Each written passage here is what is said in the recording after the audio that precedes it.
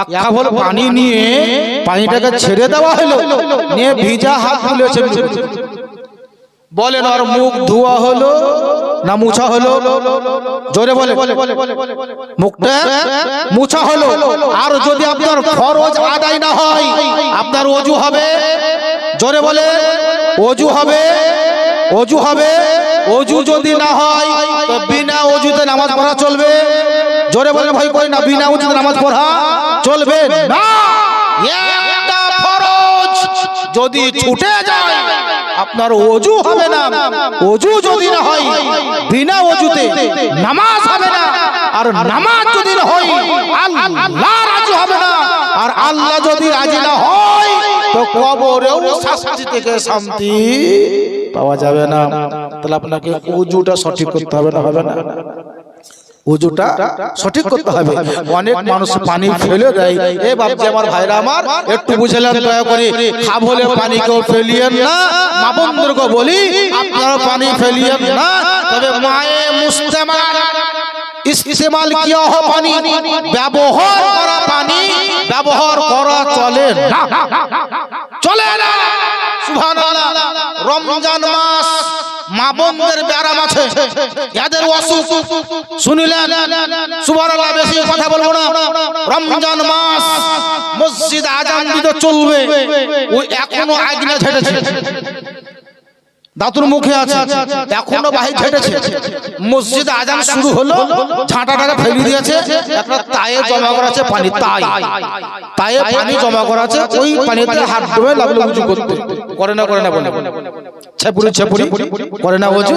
আপনি কোনদিন মৌলভীকে জিজ্ঞাসা করেন হুজুর তায়ে পানি আছে, আমি হাত ডুবালাম, ওখানে ওযু করলাম, কিছু পানি তায়ে পড়লো, কিছু পানি বাইরে ফেললো, এই ওযু হবে কি হবে না এটা জিজ্ঞাসা করলেন না?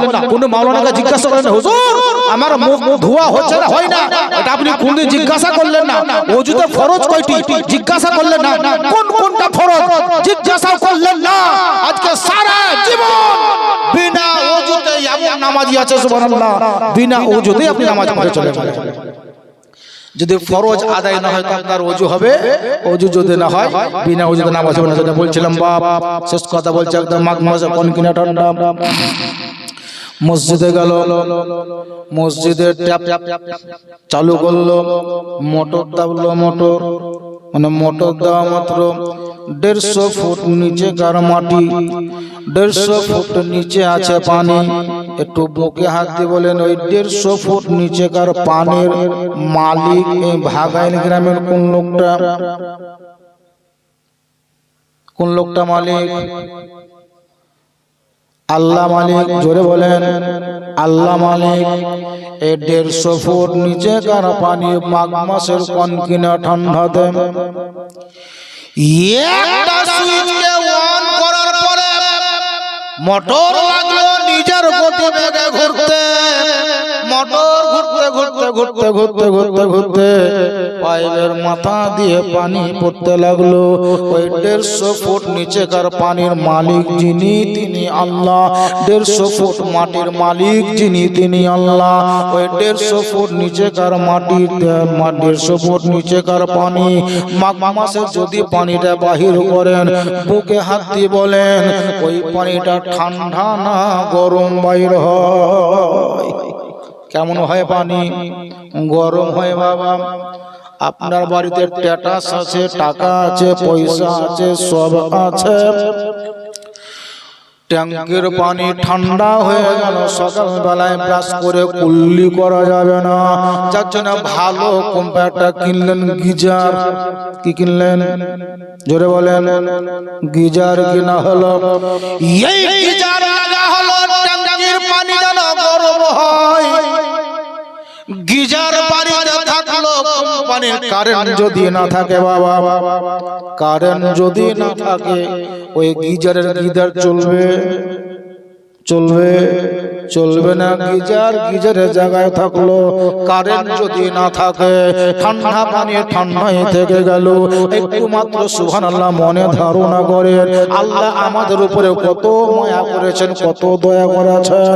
আল্লাহ বলছে বান্দারে, আমি জানি অঘ্রাণ মাসে, পৌষ মাসে, মাঘ মাসে রাত্রি বেলা তোমার পানি যদি প্রয়োজন হয়, এসা তুমি নামাজ পড়বে, ঠান্ডা পানি তোমার ক্ষতি করে দেবে।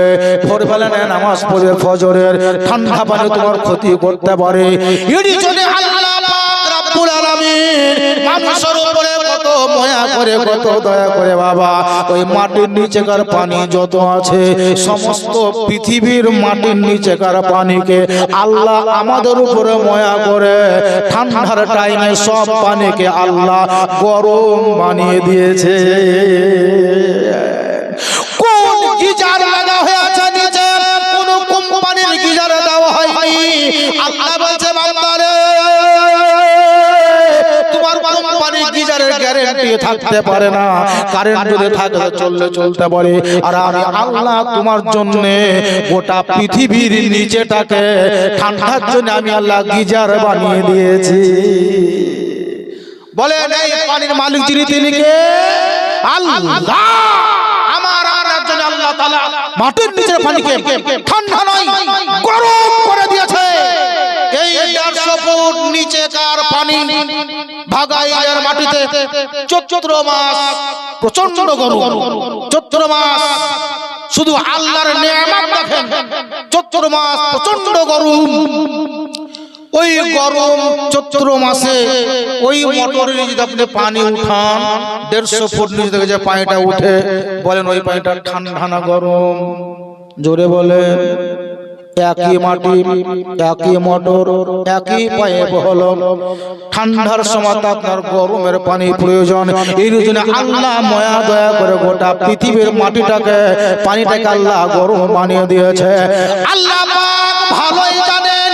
ওরে আমার বান্দা বান্দীরা, তোমরা শোনো, চৈত্র মাসে, ফাল্গুন মাসে, বৈশাখ মাসে তোমাদের প্রচন্ড গরমের সময়তে, প্রচন্ড রোদের টাইমে তোমাদের ঠান্ডার পানি প্রয়োজন হয়েছে। এর জন্য আমি আল্লাহ তোমাদের জন্য গোটা জমিনের পানিটাকে আমি আল্লাহ ফ্রিজ বানিয়ে দিয়েছি। আল্লাহ